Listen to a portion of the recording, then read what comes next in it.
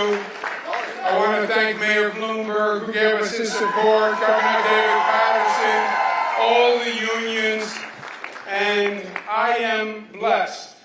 I am blessed to have the people in this room. You have been a phenomenal team, great friends. You are superstars. Even more, you are New York patriots, and I am proud.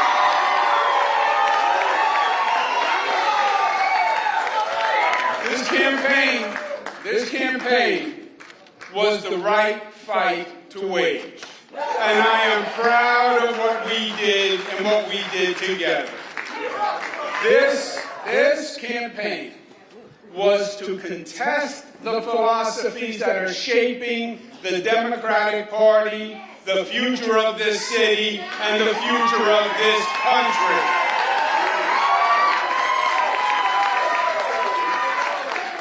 And this coalition transcended normal partisan politics. It brought together Democrats and Republicans and independents, joined by the simple fact that their first allegiance is as citizens of New York City.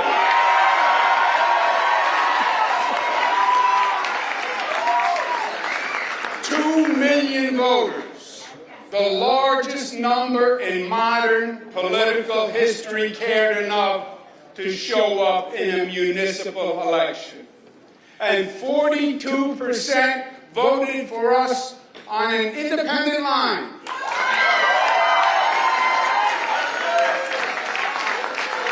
That is the highest percentage in modern history.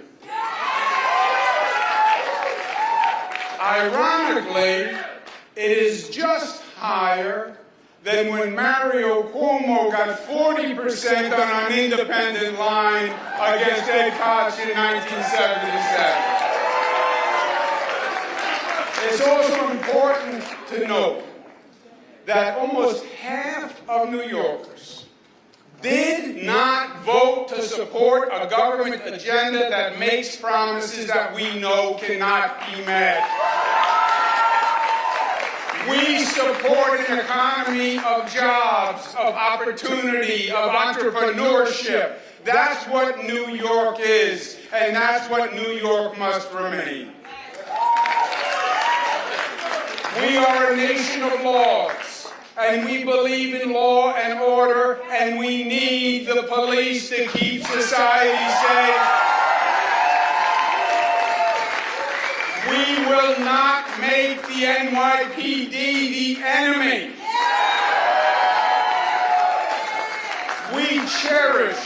We cherish our diversity, and we have no tolerance for discrimination of any kind by race, religion, sexual orientation, or creed. And we will not tolerate any behavior that fans the flames of anti-Semitism or diverse attacks.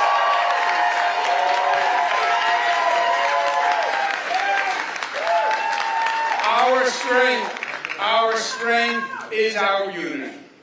Black, white, brown, Christian, Muslim, Jewish, Buddhist, we are one. We are the family of New York. We believe in interconnection and mutuality and codependence. And you attack one of us, you attack all of us. That is what it means to be a New Yorker. No one and nothing will ever divide us.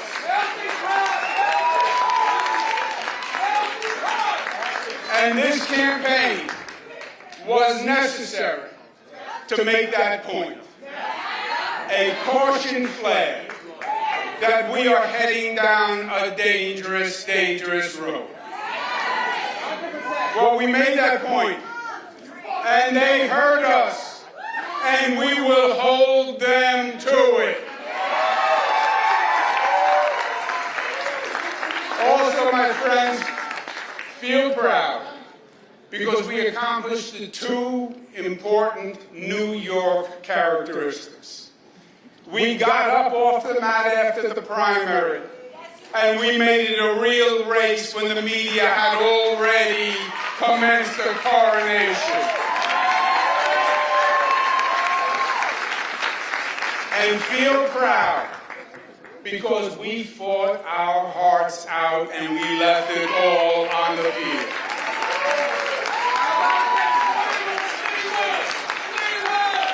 Congratulations to Zohran Mamdani.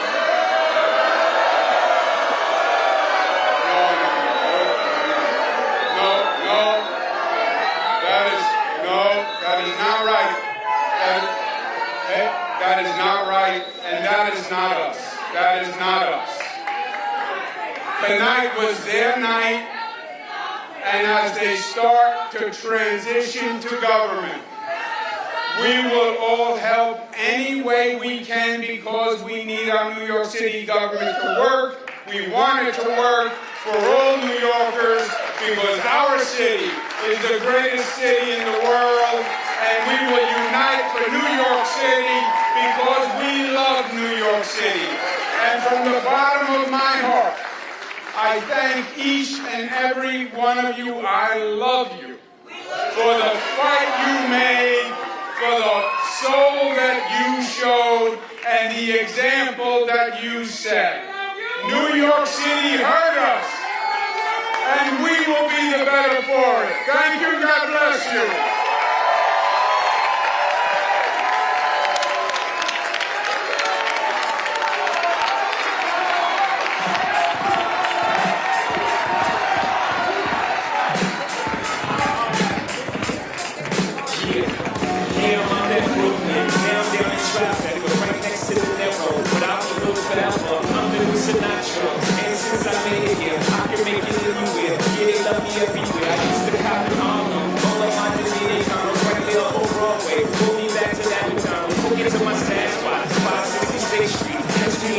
Like a sinner's looking pastry, cruising down A Street, off-white Lexus, driving so slow, BKs from Texas, me and my dumb bed stops, home on that would be, now I live on Billboard, and I'm with my boys with me, say what up the top, still sipping my top, sitting courtside, Jensen, that's getting behind pop, nigga, I'm spiked out, I can show the referee, tell by my attitude, that I'm most definitely from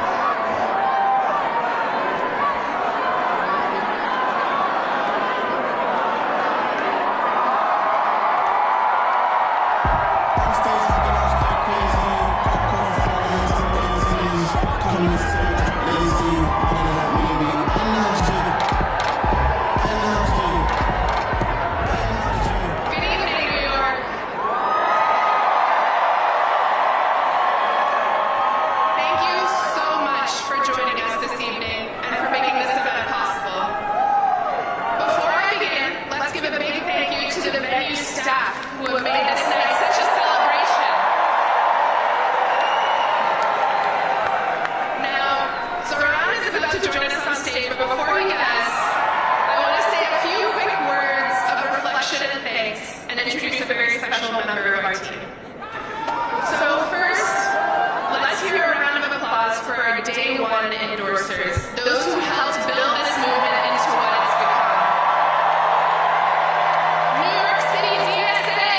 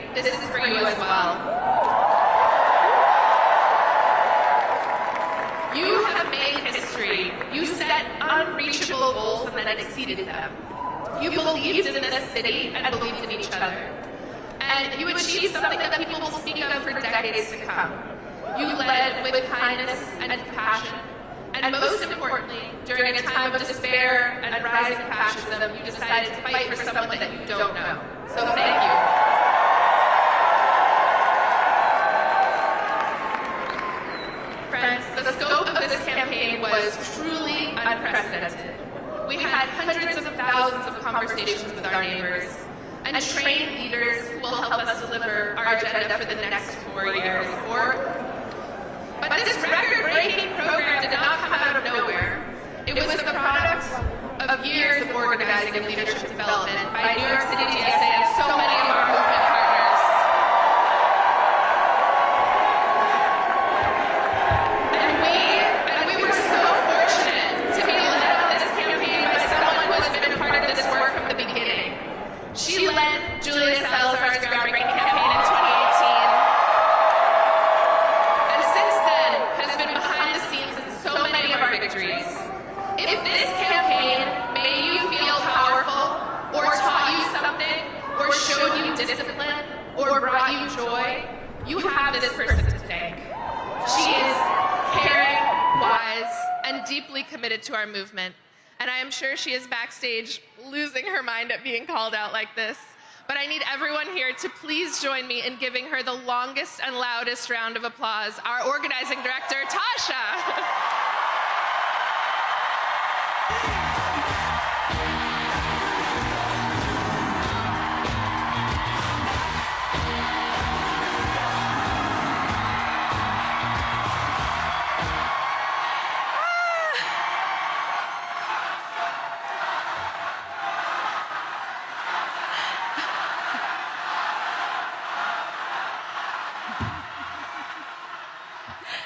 Thank you. This is very exciting. Thank you, everyone. I'm Tasha, and I've had the honor of being the field director on this campaign. I first crossed paths with Zohran in 2017 on a city council campaign for Kader El Yatim in Bay Ridge. Zohran was the paid canvas manager, and I was volunteering on the campaign as a member of New York City Democratic Socialists of America. I don't think that we could ever have imagined that 8 years later, we would be here on election night for a mayoral campaign, 104,000 volunteers strong. 104,000 volunteers. We love numbers, we love metrics, but I want to talk first about what's behind those numbers. Every number is, in a way, an act of bravery. Door knocking is not the easiest thing. For many, including myself, it takes a moment of bravery at the beginning, asking a stranger something about their lives and sharing something about yours. Sharing what you want to see in the world, it can be daunting. Thousands of people did it. And every time, every volunteer went to a door and talked to a stranger, they offered their vision to that stranger and invited that stranger to be a part of shaping their vision. We love strangers. Every door knock and every phone call is a statement of belief that politics is for all of us.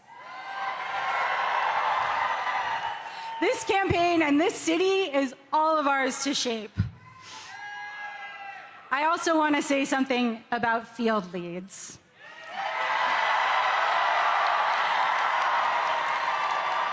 All of our canvases, for those who don't know, all of our canvases have been led by volunteers we call field leads.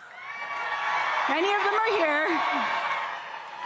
Most led a shift every week, and some led a shift every week since December. And every time they led a canvas, and they were the ones welcoming new volunteers into our movement. They were the ones who helped inspire folks coming out to canvas for the first time. Without those 700 people who chose to step into leadership in an uncertain moment and try something new and scary, this field operation at this scale would not have happened. Those 700 people prove that leadership isn't about having all of the answers. It's about the willingness to step into the unknown and inspire others to imagine something better. So here are the numbers. Over 104,000 volunteers made over 4.4 million calls. At around noon today, a volunteer knocked our 3 millionth door. Over 700 field leads have led over 5,700 canvases in 243 neighborhoods. 6,568 voters signed up to volunteer on the spot when they were canvassed by somebody. 8,389 voters signed up to volunteer when they were asked by a phone banker. These are unprecedented numbers.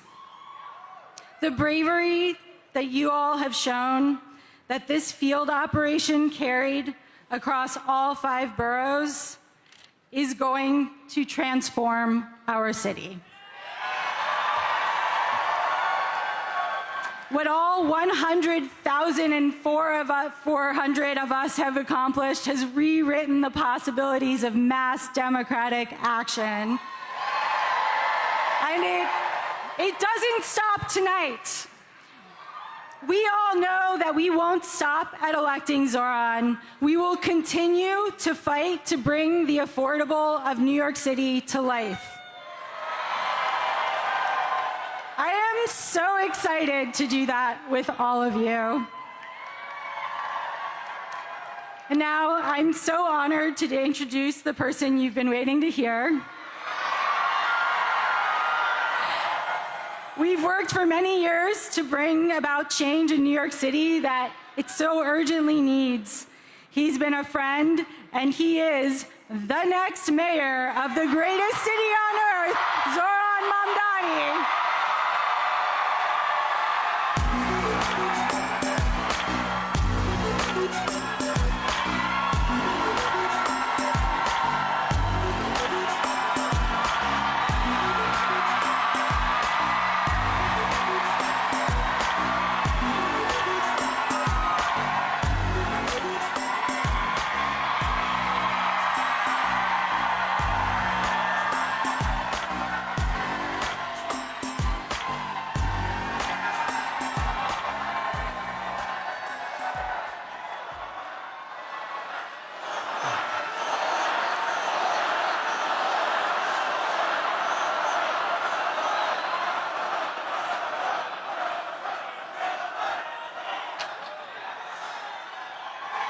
Thank you, my friends.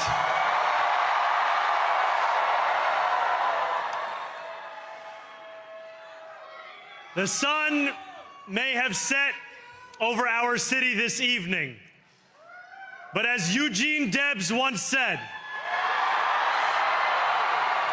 I can see the dawn of a better day for humanity. For as long as we can remember, the working people of New York have been told by the wealthy and the well-connected that power does not belong in their hands. Fingers bruised from lifting boxes on the warehouse floor, palms calloused from delivery bike handlebars, knuckles scarred with kitchen burns. These are not hands that have been allowed to hold power. And yet, over the last 12 months, you have dared to reach for something greater. Tonight, against all odds, we have grasped it. The future is in our hands. My friends, we have toppled a political dynasty.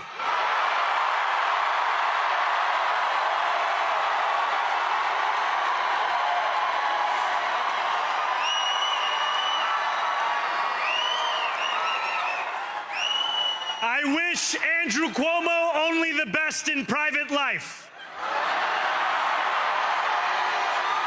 But let tonight be the final time I utter his name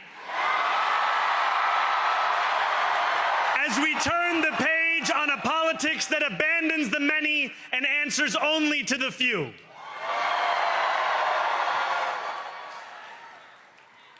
New York, tonight you have delivered a mandate for change, a mandate for a new kind of politics, a mandate for a city we can afford, and a mandate for a government that delivers exactly that. On January 1st, I will be sworn in as the mayor of New York City.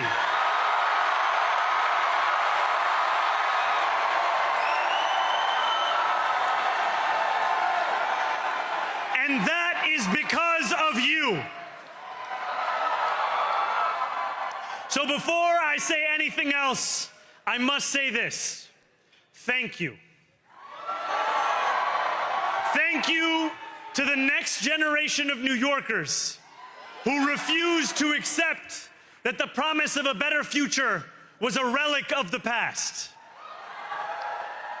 You showed that when politics speaks to you without condescension, we can usher in a new era of leadership. We will fight for you because we are you. Or as we say on Steinway, ana minkum wa ilaykum.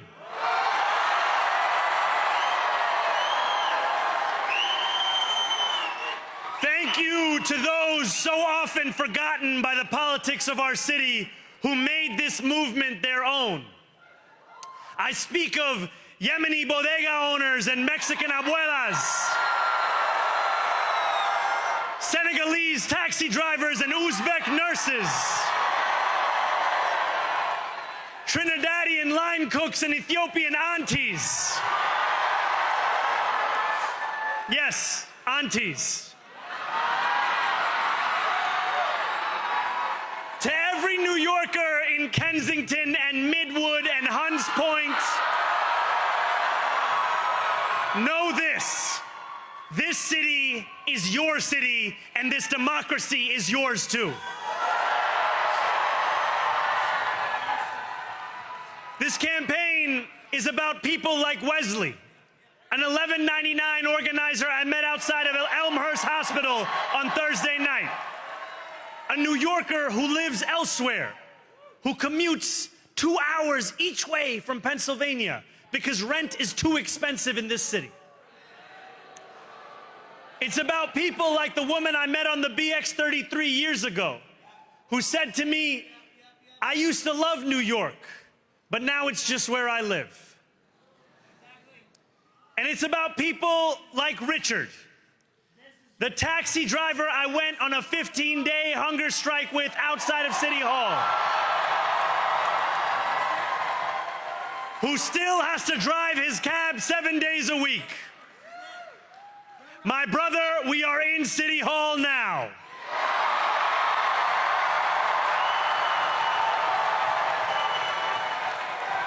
This victory is for all of them, and it's for all of you. The more than 100,000 volunteers who built this campaign into an unstoppable force. Because of you, we will make this city one that working people can love and live in again. With every door knocked, every petition signature earned, and every hard-earned conversation, you eroded the cynicism that has come to define our politics. Now, I know that I have asked for much from you over this last year. Time and again, you have answered my calls. But I have one final request. New York City, breathe this moment in. We have held our breath for longer than we know. We have held it in anticipation of defeat. Held it because the air has been knocked out of our lungs too many times to count. Held it because we cannot afford to exhale. Thanks to all of those who sacrificed so much, we are breathing in the air of a city that has been reborn.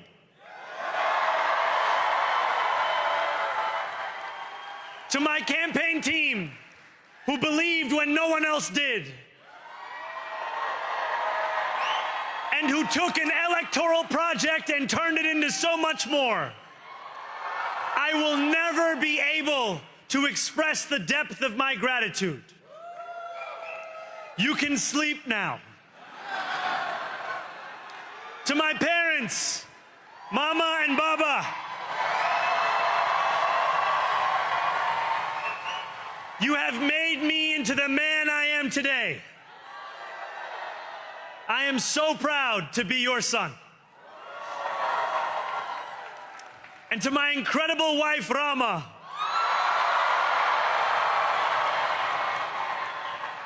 Hayati, there is no one I would rather have by my side in this moment and in every moment. To every New Yorker, whether you voted for me, for one of my opponents, or felt too disappointed by politics to vote at all, thank you for the opportunity to prove myself worthy of your trust.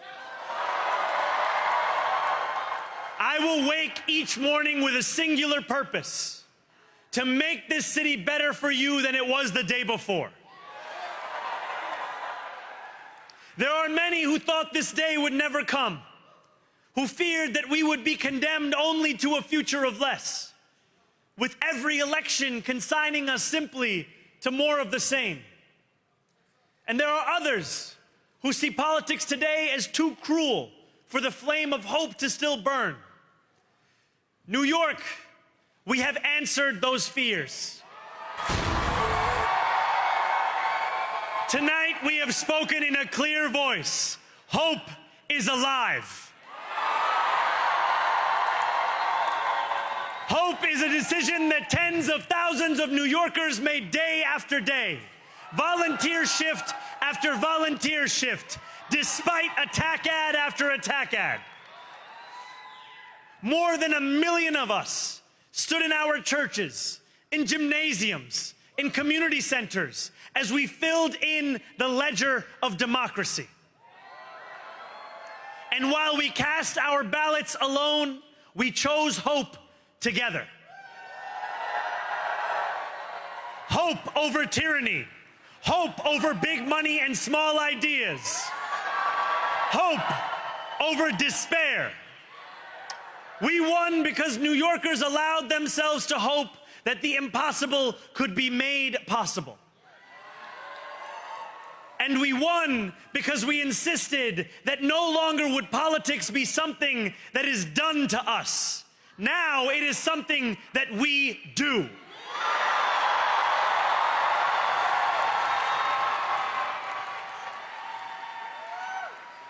Standing before you, I think of the words of Jawaharlal Nehru.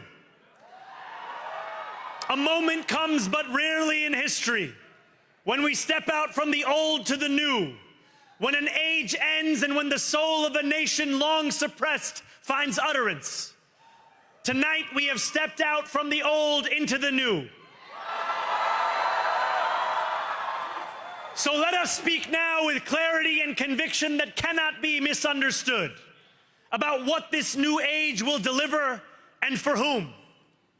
This will be an age where New Yorkers expect from their leaders a bold vision of what we will achieve, rather than a list of excuses for what we are too timid to attempt. Central to that vision will be the most ambitious agenda to tackle the cost of living crisis that this city has seen since the days of Fiorella LaGuardia.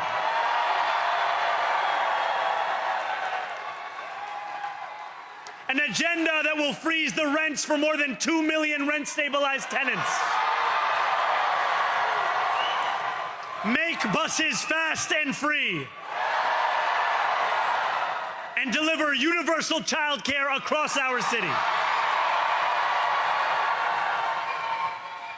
Years from now, may our only regret be that this day took so long to come. This new age will be one of relentless improvement. We will hire thousands more teachers. We will cut waste from a bloated bureaucracy. We will work tirelessly to make lights shine again in the hallways of NYCHA developments where they have long flickered. Safety and justice will go hand in hand as we work with police officers to reduce crime and create a department of community safety that tackles the mental health crisis and homelessness crises head on. Excellence will become the expectation across government, not the exception. In this new age we make for ourselves, we will refuse to allow those who traffic in division and hate to pit us against one another. In this moment of political darkness, New York will be the light. Here, we believe in standing up for those we love. Whether you are an immigrant, a member of the trans community, one of the many black women that Donald Trump has fired from a federal job, a single mom still waiting for the cost of groceries to go down, or anyone else with their back against the wall, your struggle is ours too. And we will build a city hall that stands steadfast alongside Jewish New Yorkers and does not waver in the fight against the scourge of anti-Semitism. Where the more than 1 million Muslims know that they belong. Not just in the 5 boroughs of this city, but in the halls of power. No more will New York be a city where you can traffic in Islamophobia and win an election.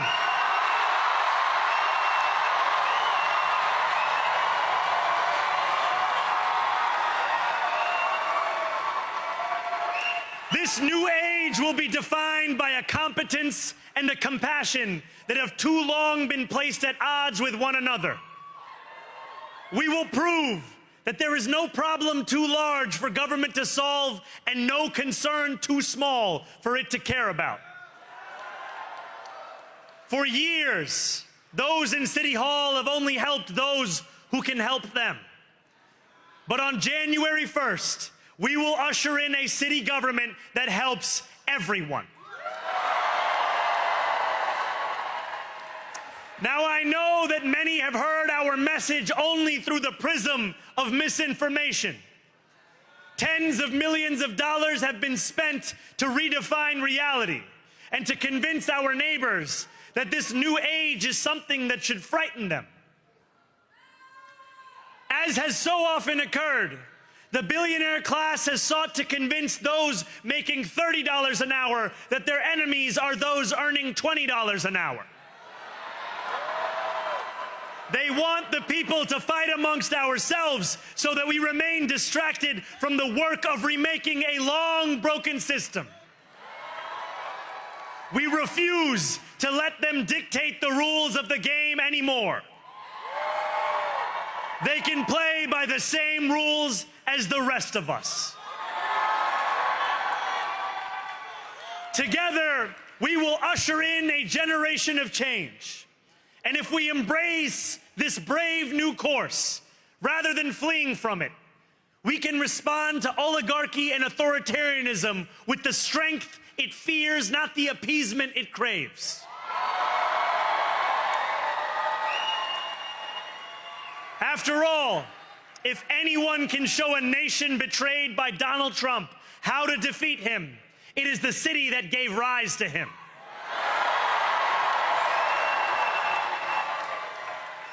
And if there is any way to terrify a despot, It is by dismantling the very conditions that allowed him to accumulate power. This is not only how we stop Trump, it's how we stop the next one. So Donald Trump, since I know you're watching, I have 4 words for you. Turn the volume up.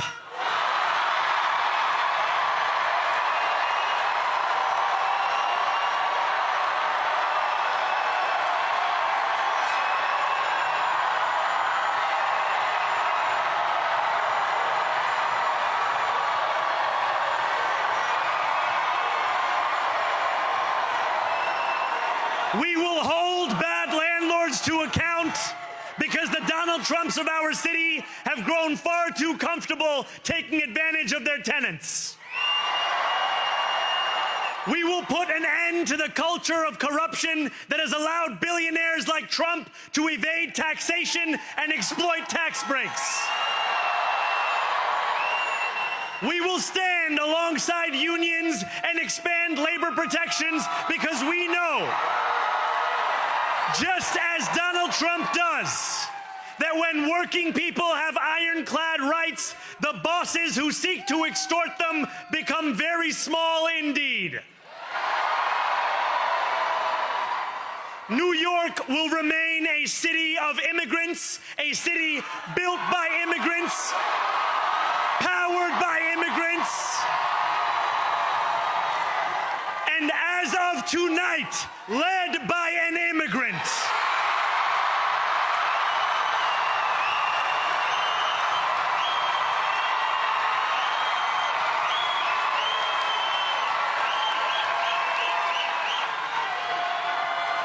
So hear me, President Trump, when I say this. To get to any of us, you will have to get through all of us.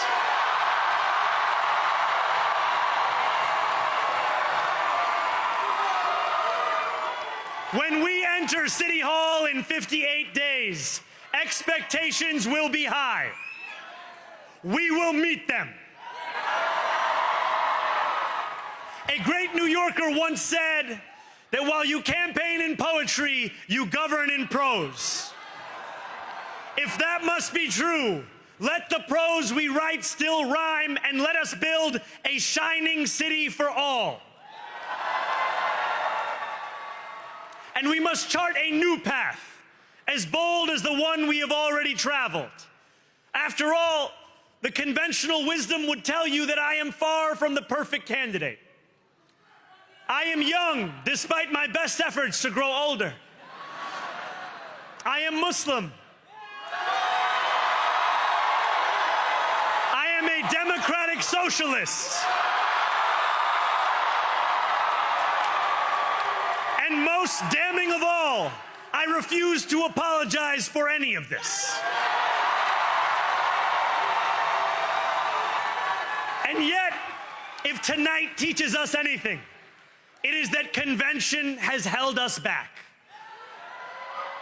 We have bowed at the altar of caution, and we have paid a mighty price. Too many working people cannot recognize themselves in our party. And too many among us have turned to the right for answers to why they've been left behind. We will leave mediocrity in our past. No longer will we have to open a history book for proof that Democrats can dare to be great. Our greatness will be anything but abstract. It will be felt by every rent-stabilized tenant who wakes up on the 1st of every month, knowing the amount they're going to pay hasn't soared since the month before. It will be felt by each grandparent who can afford to stay in the home they have worked for, and whose grandchildren live nearby because the cost of childcare didn't send them to Long Island. It will be felt by the single mother who is safe on her commute and whose bus runs fast enough that she doesn't have to rush school drop-off to make it to work on time. And it will be felt when New Yorkers open their newspapers in the morning and read headlines of success, not scandal. Most of all, it will be felt by each New Yorker when the city they love finally loves them back. Together, New York, we're going to freeze the... Together, New York, we're going to make buses fast and... Together, New York, we're going to deliver universal... Let the words we've spoken together, the dreams we've dreamt together, become the agenda we deliver together.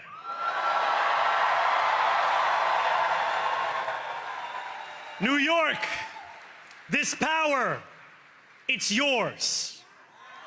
This city belongs to you. Thank you.